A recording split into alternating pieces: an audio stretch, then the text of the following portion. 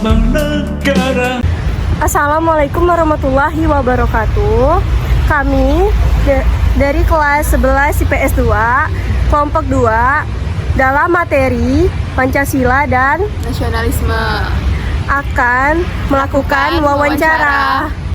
Assalamualaikum warahmatullahi wabarakatuh. Waalaikumsalam warahmatullahi wabarakatuh. Oke, Pak, perkenalkan kami dari SMA 3. Kami di sini ingin melakukan wawancara tentang nasionalisme dan Pancasila. Nah, sebelum itu perkenalkan nama saya Naila Alfara. Wan Ratri. Saya Salwa Putriani. Saya Azahra Mutia Arda. Sebelum itu boleh perkenalkan nama, umur, serta pekerjaan Bapak? Oh, nama saya Awan Yuda Setiawan. Ini ada ininya. Ada. Iya. Oke. Awan Yuda Setiawan, umur 50 tahun. Saya bekerja sebagai pegawai negeri sipil di Inspektorat Kabupaten Sekadau. Oke. Sebelum itu karena kebetulan setiap babnya itu ada wawancara dan Mata pelajaran apa? Sejarah sejarah, peminatan. ya. Jadi kebetulan sebenarnya ini tuh pemikiran para ahli pada saat masa-masa penjajahan atau revolusi itu kan ada pemikiran para ahli tentang nasionalisme, revolusi dan lain-lain. Nah, karena emang para ahlinya udah tidak ada sekarang, jadi kita cuman menanyakan orang-orang yang bisa seperti kepala RT dan lain-lain. Jadi emang pemikiran mereka saja. Jadi pandangan untuk orangnya. Betul. Nah. Jadi untuk pertanyaan pertama tentang nasionalisme. Apa arti nasionalisme dalam pandangan Bapak sebagai pegawai negeri? Jadi gimana pandangan nasionalisme? Bapak? Betul. Nasionalisme itu kalau menurut pandangan saya pribadi, sebuah paham di mana seseorang itu menempatkan kesetiaan pada bangsa dan negaranya di atas segala-galanya. Jadi dia bertindak tanduk itu, dia berlaku sesuai bagaimana dia mewujudkan rasa cinta dia kepada bangsa dan negara dia. Itulah wujud nasionalisme sebenarnya. Nasionalisme itu definisinya menurut paham saya seperti itu. Menurut Bapak, siapa yang bertanggung jawab dalam pemeliharaan dan meningkatkan rasa nasionalisme di lingkungan sekitar dan Indonesia secara keseluruhannya? Oh, nasionalisme, yang mempertahankan nasionalisme. Ya, sebenarnya semua orang itu wajib dan harus punya semangat nasionalisme. Karena sekali lagi saya ingatkan bahwa nasionalisme itu adalah suatu paham di mana dia menempatkan segala-galanya demi bangsa dan negara dia. Kepentingan negara dan bangsa di atas segala-galanya. Artinya semua orang, mulai dari anak-anak pelajar seperti kalian, ya, mungkin pegawai negeri, mungkin pengusaha, mungkin pemuda, mahasiswa, guru, dosen, semuanya punya pandangan yang sama bahwa kita harus menempatkan kepentingan bangsa dan negara ini di atas kepentingan pribadi dan golongan. Jadi yang menjaganya adalah semua kalian. Macam kalian ini, yang muda-muda ini, bagaimana mewujudkan rasa nasionalisme kalian? Salah satunya apa? Belajar yang benar, kan? Yang paling pentingnya, misalnya, yang paling sederhana, kita menggunakan produk dalam negeri. Itu wujud nasionalisme kita. Kan kita kadang lebih bangga nih pakai produk brand dari luar negeri. Padahal yang produk dalam negeri juga ada, kan? Kita lebih senang pakai yang gini-gini, padahal produk batik kita ada. Nah, wujud nasionalisme kita tuh hal yang sepele sebenarnya. Menggunakan produksi dalam negeri, kan? Menghargai perbedaan dalam lingkungan kita. Ini kan pasti beda-beda nih, betul nggak? Betul. Ada yang Jawa mungkin, ini dari Melayu. Kamu apa? Jawa. Jawa kan beda-beda itu. Batak. Itu artinya kita saling, ya enggak apa-apa, kan? Karena masing-masing itu, kalau kita bicara persatuan dan kesatuan, artinya kalau kita bicara persatuan, maka kita membayangkan sesuatu yang banyak berbeda-beda, tapi dia berada dalam tempat yang sama, saling harmonis, saling menghargai, kan? Bayangkan kalau dunia ini semua sama, kan? Tidak ada indahnya dunia ini, kan? Nah, itu jadi wujud kita dalam nasionalisme salah satu tadi menghargai perbedaan, menggunakan produksi dalam negeri kan, membuat sebuah karya yang memang mencitrakan inilah produk dari anak-anak Indonesia. Kan banyak tuh film-film, lagu kan bisa kan, itu wujud nasionalisme kita. Itu menurut saya. Menurut Bapak, apa yang dapat dilakukan oleh individu dalam lingkungan sekitar untuk memperkuat identitas nasional dan persatuan bangsa? Nah, identitas nasional. Sekali lagi identitas nasional, maka kita akan bicara minimal ada beberapa aspek, ada beberapa dimensi kata orang kan. Yang pertama, kalau identitas nasional cirinya apa? Ada bahasa. Sekarang saya tanya, bahasa kita ini apa? Bahasa Indonesia. Bahasa Indonesia. Jadi ada perbedaan tapi kita disatukan dengan bahasa Indonesia. Yang kedua, kalau kita bicara nasionalisme pasti ada hasil produk budaya yang kita ciptakan. Sekarang saya tanya, produk budaya kita apa? Misalnya batik. Itu kan corak insang itu. Jadi kalau kita bicara itu cirinya harus ada kan, ciri produk budaya itu seperti apa. Nah, kan sekali lagi kalau kita bicara identitas kan ada bahasa, ada budaya kita, ada produk dari budaya itu sendiri. Kan gitu. Orang Indonesia nih, begitu kita keluar negeri, ketika nyebut rendang, yang diingat apa? Indonesia.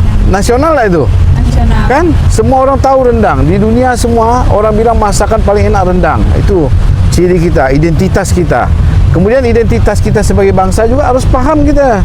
Apa kira-kira identitas bangsa kita? Yang pertama, orang Indonesia itu pasti dia menempatkan agama di atas segala-galanya. Orang Indonesia itu dia menempatkan nilai-nilai toleransi di atas segalanya. Kan gitu.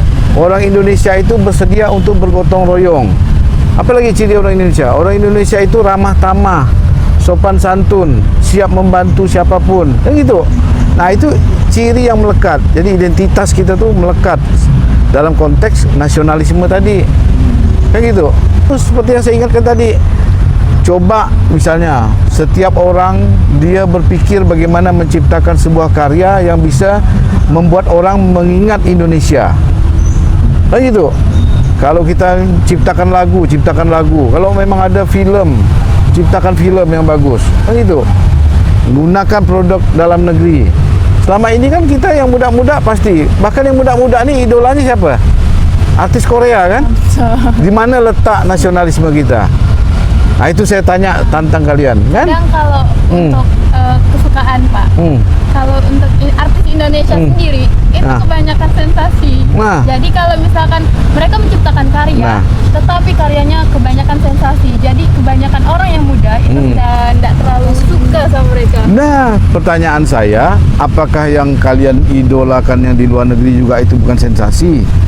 Nah, makanya kita punya hak untuk memilih preferensi kita nih. Kita senang dengan sosok artis yang membawa budaya Indonesia atau dia sosok artis yang membawa budaya luar. Iya. Banyak artis yang berkualitas. Tidak semuanya artis itu misalnya yang tidak berkualitas. Ada yang berkualitas. Kayak yang main film Habibie segala macam itu kan artis-artis bagus. Tapi itu kan. kebanyakan emang kalau artis berkualitas tuh underrated sih Pak. Kayak nggak banyak yang tahu. Coba film-film yang bagus tuh kayak Menggapai Matahari yang cerita tentang Papua kan gitu. Iya. Ada kan nonton film kan? Anak Papua yang hobi bola itu, atau kemudian anak Papua yang bersahabat dengan seorang TNI kan? Nah, film-film seperti itu yang mengarahkan kita untuk mencintai negeri kita sendiri, bangsa kita sendiri. Nah, itulah langkah-langkah yang harus kita pastikan supaya kita menjaga identitas kita dan juga kita membuat sebuah aksi yang nyata yang benar-benar menunjukkan rasa nasionalisme kita. Iya betul. Tapi sayangnya untuk preferensi orang-orang itu untuk tentang perfilman di Indonesia. Kebanyakan orang tuh sukanya sama film-film yang horor. Nah, itu tuh enggak ada kayak benar. Bangsa kita tuh enggak ada di situ. Saya sependapat. Makanya kalian yang muda-muda ini ditantang untuk mengembangkan kemampuan kalian. Yang senang dengan seni, silakan buat seni yang memang berkualitas menurut kita. Kan gitu. Kalau kita hanya ngomentari ini tidak bagus, tapi kita mana karya kita? Itu kita ditantang seperti itu. Benar tidak? Betul. Makanya Oke, untuk pertanyaan selanjutnya, menurut Bapak, mengapa penting bagi masyarakat untuk memahami sejarah dan nilai-nilai nasionalisme dalam konteks Indonesia? Nah, ingat, bangsa yang besar adalah bangsa yang selalu mengenang jasa pahlawan. Jadi kita mengenang sejarah, ya, memahami sejarah itu sebenarnya bagian daripada pembelajaran kita juga ke depan sebagai bangsa. Kan gitu. Kita tahu nih Indonesia ketika merdeka dia baru banyak dapat cobaan-cobaan, perpecahan, kan sana kan? Pernah belajar sejarahnya. Indonesia banyak menghadapi pemberontakan. Kan? Nah, dari pemberontakan itu akhirnya orang-orang sadar bahwa nasionalisme ini harus dijaga. Makanya kita belajar sejarah itu sebenarnya untuk memahami bagaimana kondisi di masa lalu, bagaimana kondisi sekarang, dan bagaimana kita menghadapi masa depan berdasarkan sejarah yang ada. Sejarah yang ada, ingat, Indonesia pada masa lalu dia pernah dibentuk negara kesatuan. Kemudian karena masuknya pengaruh Belanda, Belanda paksakan kita menjadi negara Indonesia Serikat. Kan Indonesia terpecah belah pada saat itu. Nah, kalau dalam kondisi Indonesia yang terpecah belah tadi, tentu mudah kita dicaplok bangsa asing, mudah dipengaruhi bangsa asing. Sampai akhirnya pendiri bangsa, kan gitu. Kalau istilah anak muda sekarang founding fathers kan. Nah, akhirnya sadar bahwa tidak bisa nih, Indonesia harus bersatu. Walaupun kita berbeda-beda, tapi kita tetap satu. Itu udah ada tertulis dalam itu tadi. Jadi kita mempelajari sejarah. Sejarah ini sebenarnya kalau kita analogikan seperti kita bawa mobil, kemudian kita lihat lampu kaca spionnya. Nah, itu sejarah belakang tuh. Tapi dari belakang yang kita lihat, kita bisa menghadapi masa depan ini nanti. Nah, seperti itulah konteks sejarah. Jadi pembelajaran hidup kita sebagai bangsa Indonesia ini tidak terlepas dari proses sejarahnya sendiri.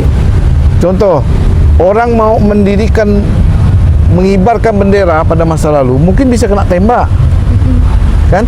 Sekarang kalian mengibarkan bendera, tidak ada yang mau nembak kalian tuh, kan?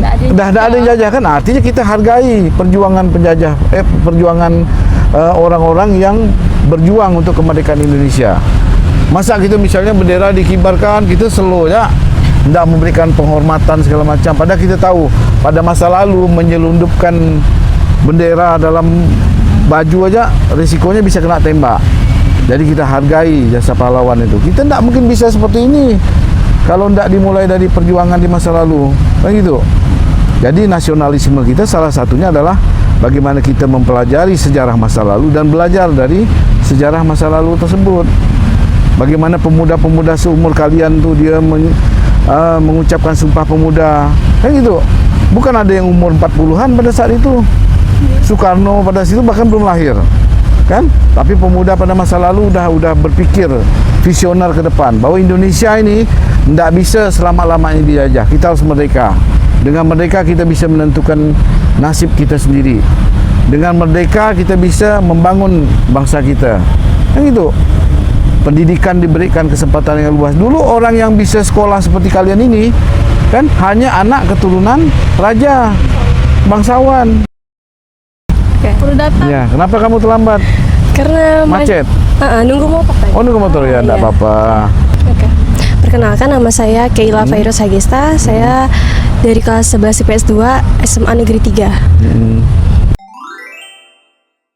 Nah, pertanyaan dari saya, apa metode yang paling efektif untuk mengenalkan konsep nasionalisme kepada anak muda? Nah, anak muda zaman sekarang ini tidak bisa seperti zaman kami dulu. Zaman kami dulu tuh didoktrin harus begini, materi pelajaran harus dihafal. Pada masa lalu Pancasila itu ada 36 butir Pancasila. Nah, jadi satu sila itu ada yang 8 butir uraiannya. Kemudian pada masa lalu kami itu wajib menghafal Undang-Undang Dasar 1945. Kalian ada yang pernah hafal enggak? Hafal sebenarnya, cuman emang kadang lupa-lupa ya. Makanya kalau pada masa lalu kami itu wajib hafal. Waduh. Tapi bagi kaum milenial sekarang kan tentu tidak menarik. Cara yang menarik adalah anak-anak nih seperti kalian ini ya, pernah enggak dilakukan study tour? Misalnya berkunjung ke tempat-tempat di mana benar terjadi peristiwa sejarah di masa lalu. OTW. Nah, Kelas study 12. tour misalnya ke Mandor. Oh, di Mandor itu dulu pernah orang-orang kita yang berjuang ditangkap, kan orang-orang pintar di Kalimantan Barat ini ditangkap kemudian dipancung oleh Jepang. Kenapa? Karena dia tidak mau Indonesia itu maju. Dulu guru-guru itu ditandai, diculik, dipancung. Kenapa? Dia tidak mau guru-guru itu kan menyampaikan materi sehingga orang-orang Indonesia jadi pintar, dibuatnya bodoh semua. Nah, pernah enggak kalian belajar study tour, berkunjung seperti itu? Itu programkan. Itulah cara yang metode paling efektif, kan? Kemudian diwajibkan misalnya kalian itu menonton atau membuat sebuah cerita tentang perjuangan sejarah Indonesia. Udah belum? Ada drama singkat tentang siapa? Film pendek. Waktu itu tentang siapa? Maluku Angkat Senjata. Hah? Kalau saya dapat yang tentang Maluku Angkat Senjata. Iya, Maluku Angkat Senjata. Kalau kamu? Apa ya, Raden Mas Said ke Mas Said. Iya, kan tentang Fathahillah, tentang macam-macam kan. Kalau pejuang-pejuang lokal dari Kalbar ini mungkin tentang Pangsuma, kan gitu. Kan pejuang-pejuang lokal kita ada. Pernah enggak kita bikin film-film? Jadi caranya adalah dengan sebuah karya yang bisa kalian representasikan bahwa ini loh, kami ini rasa nasionalis kami ini kami wujudkan dalam bentuk sebuah karya. Lomba puisi tentang bagaimana nasionalisme. Nah kan itu yang sebenarnya metode-metode ini yang perlu buat atau diprogramkan untuk kaum-kaum muda seperti kalian. Kalian tidak mungkin menghafal seperti zaman kami dulu, tapi media sarana yang sudah ada sekarang ini sudah sangat canggih, kan? Film-film yang berkaitan tentang perjuangan kemerdekaan Indonesia, itu yang perlu ditonton, kan gitu. Bahkan film-film yang bertema yang awalnya perpecahan antar suku, antar agama, kemudian mereka punya kesepakatan yang sama bahwa tidak mungkin kami ini kebencian terus-menerus, kan gitu. Kan pernah terjadi Indonesia diuji dengan diuji dengan masalah-masalah perpecahan antar suku agama, kan gitu, kan? Sehingga akhirnya bisa berdamai kembali. Nah, momen-momen atau pelajaran-pelajaran sejarah seperti itu yang perlu kalian buka kembali sehingga kita menanamkan rasa bahwa kita ini sebagai sebuah bangsa, sebagai sebuah dalam konteks bernegara, tidak ada yang sama kita ini. Tapi dalam perbedaan itulah kita sepakat untuk selalu bersama. Itu yang paling penting. Perkenalkan, saya Afrila Yunda Putri dari kelas 11 IPS 2. Pertanyaannya, siapa yang memiliki peran penting dalam memastikan implementasi nilai-nilai Pancasila dalam kehidupan berbangsa dan bernegara di Indonesia? Semua orang sepanjang dia mengaku sebagai warga negara Indonesia, dia memegang peran penting memastikan nasionalisme, kebangsaan, ya, itu perlu diterapkan atau kita jaga kelestariannya, kan gitu. Semua orang, mulai dari siapa? Pelajar, kan? Coba dari awal kalian sebagai pelajar tidak memiliki semangat nasionalisme. Jadi apa akhirnya? Kalian harus bisa membayangkan bahwa suatu saat kami yang sudah berumur ini kan akan pergi selamanya. Yang melaksanakan atau melanjutkan cita-cita perjuangan bangsa, melanjutkan pembangunan di daerah kita, negara kita ini siapa? Yang muda-muda inilah. Jadi semua orang punya pegang peranan, ya. Apakah dia itu pelajar, apakah dia itu orang tua murid, apakah itu dia seorang PNS, mahasiswa, kan? Apalagi politikus Pejabat juga, daerah. bahkan politikus itu yang paling penting menjaga kesatuan dan persatuan bangsa. Karena kalau politikus dia hanya bicara suku, agama dan ras saja, tidak akan bisa maju Indonesia ini. Seperti itu. Jadi semua orang Kalau dia mengaku sebagai warga negara Indonesia, maka dia bertanggung jawab untuk terus menjaga nasionalisme dan kebangsaan di Indonesia, persatuan dan kesatuan. Nah, itu. Oke. Dalam Pancasila sendiri kan ada 5 butir tuh isinya kan. Bukan 5 butir, 5 sila. 5 sila. Nah, sila terakhir tuh keadilan sosial bagi seluruh rakyat Indonesia. Tapi entah kenapa saya sekarang ngerasa kalau keadilan di Indonesia itu udah pudar. Ya.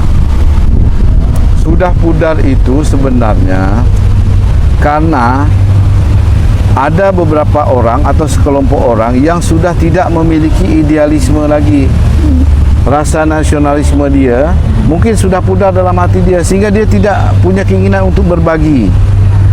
Dia fokus untuk mendapatkan sebanyak-banyaknya kemakmuran yang bisa dimiliki dia. Dia tidak mau berbagi.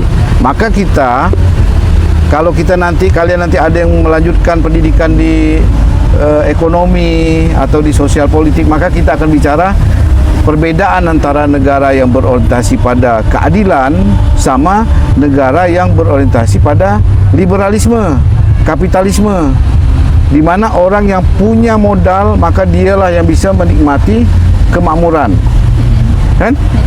Dan jadi dia tidak bicara bisa memberikan dampak sosial bagi masyarakat di sekitar dia.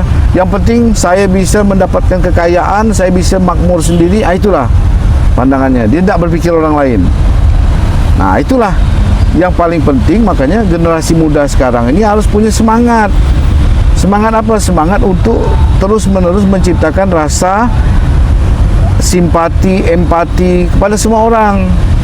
Coba bayangkan kalau seandainya saya menjadi dia dengan kondisi yang susah, maka saya harus bantu dia. Semangat untuk membantu sesama ini yang mungkin agak sedikit pudar saat ini, ya. Tapi bukan berarti kalian tidak bisa pelihara selanjutnya. Kan gitu, pemahaman. Jadi orang nih merasa banyak yang merasa tidak adil, mungkin karena pemahaman mereka terhadap bagaimana bernegara juga enggak sepenuhnya, kan? Tidak sepenuhnya paham bagaimana dia sebagai warga negara ini sebenarnya dia harus selalu berupaya dengan keras memberikan kemakmuran bukan hanya kepada diri dia sendiri, tapi juga bagi orang lain. Kalau saya seorang politikus, kan saya duduk di DPRD, maka saya akan mencurahkan pikiran saya supaya pemerintah nih membangun kebijakan yang memang benar-benar berdampak bagi kesejahteraan rakyat, bagi kemakmuran rakyat, sehingga semuanya merasa adil. Adil itu kan bukan berarti sama, kan? Adil itu sesuai dengan porsinya. Kan itu logikanya, kan? Nah, kalau saya sebagai pegawai negeri sipil, maka saya berupaya dengan keras untuk selalu mewujudkan pemerintahan saya supaya bersih, bebas KKN, kan gitu. Bebas korupsi, kolusi, nepotisme. Sehingga setiap rupiah, setiap nilai rupiah yang dikeluarkan oleh pemerintah untuk pembangunan itu bisa dirasakan semua oleh masyarakat, kan gitu. Jadi semua orang bertanggung jawab terhadap mewujudkan keadilan itu tadi. Saya tanya dengan kalian, apakah kalian pernah berbuat adil kepada teman-teman kalian? Jangan-jangan ada, oh temanku, saya tidak terlalu senang dengan temanku yang ini karena dia rambutnya lebih panjang dari saya. Kan satu hal yang tidak adil. Kalau yang adil itu dia berteman dengan semua, dia bisa menerima perbedaan, itu adil. Adil dalam contoh konkret sehari-hari aja, kan? Nah, udah pernah belum diwujudkan? Nah, dari sekarang kan kalian masih muda-muda, masih bisa belajar, wujudkan itu keadilan supaya semua merasa nyaman, kan gitu. Orang kalau udah tidak merasa adil, dia tidak merasa nyaman, timbullah akhirnya kan entah orang demo lah, kan gitu, orang menghasut, akhirnya tidak terwujud persatuan dan kesatuan di Indonesia. Sepakat? Sepakat. Sepakat. Apa saja kontribusi nilai-nilai Pancasila dalam membangun persatuan, keadilan, dan kemajuan dalam masyarakat Indonesia? Kontribusi nilai-nilai Pancasila.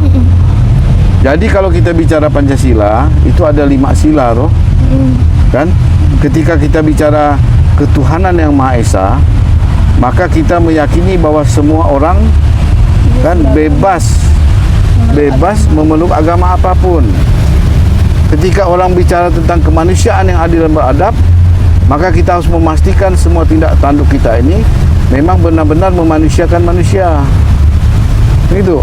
Ketika kita bicara persatuan dan kesatuan Indonesia, maka kita bicara bahwa kita mengakui kita ini berbeda, tapi di sisi lain kita harus bersatu sebagai sebuah bangsa. Demikian seterusnya. Kan? Nah, seperti itulah menurut pandangan saya. Mengapa penting untuk terus memperkuat pemahaman dan praktik nilai-nilai Pancasila dalam kehidupan sehari-hari, terutama di tengah dinamika masyarakat yang multikultural? Kita semua, kalian sebagai warga negara ini harus memahami bahwa Pancasila itu adalah ideologi bangsa Indonesia. Ya. Jadi kalau sifatnya ideologi dalam sebuah negara itu, nilai-nilai Pancasila itu harus kita laksanakan dalam kehidupan nyata kita, dalam sehari-hari kita wujudkan. Mulai dari sila pertama sampai sila terakhir. Nah, ketika kita bisa mewujudkan sila pertama sampai sila terakhir, apa sila kelima ini apa? Jangan-jangan lupa kali ini. Hah? Keadilan bagi sila keempat. Sila keempat. Ayo, kerakyatan. Nah, artinya dalam semua aspek kehidupan kita memahami bahwa Pancasila itu ada ideologi bangsa, ya, maka kita harus pastikan nilai-nilai Pancasila itu kita terapkan dalam kehidupan sehari-hari. Nah, ketika kita sudah melaksanakan itu, maka segala perbedaan yang ada di Indonesia ini, yang ada dalam pergaulan kita sehari-hari, maka bisa kita maklumi, oh memang orang ini semua berbeda, tapi dalam perbedaan itu kami punya komitmen untuk selalu bersatu, kita jaga persatuan, kan gitu. Oke? Gimana? Terima kasih atas penjelasannya. Semoga bermanfaat bagi kita semua. Jadi closingnya, Kela, karena telat. Kela closing. Closingnya apa? Kesimpulannya? Coba. Kesimpulan Kela. Ayo. Bahwa kesimpulannya bahwa kita seluruh rakyat Indonesia wajib mengamalkan nilai-nilai Pancasila, ya. top. Dan menerapkan nasionalisme, menanamkan sikap persatuan dan kesatuan rakyat Indonesia, tidak membeda-bedakan semua rakyat Indonesia. Ya, tidak membeda-bedakan orang, Ya. tidak membedakan suku, kan? Ya. Oke. Yang dapat kami sampaikan, terima kasih karena Bapak sudah memberikan kami peluang waktu untuk mendapatkan ilmu dari sejarah kali ini. Ya. Dan ini kami ucapkan terima kasih. Wassalamualaikum warahmatullahi wabarakatuh. Waalaikumsalam warahmatullahi wabarakatuh. Assalamualaikum warahmatullahi wabarakatuh. Kami dari kelompok 2. Ini tugas Padu Saasangeo. Kembali lagi. Nanti di kelas 12. Jangan lagi ya. Jangan lagi. Tapi saya mau. Jangan meraju Bapak. Bapak jangan meraju. Mau bayar dulu Pak, bayar saksi Jangan minimal. meraju. Iya, jangan meraju. Dah, Bapak jangan merajuk ya. Iya. Dadah. Saksikan video kami Bapak. Oke teman-teman, terima kasih sudah menonton videonya.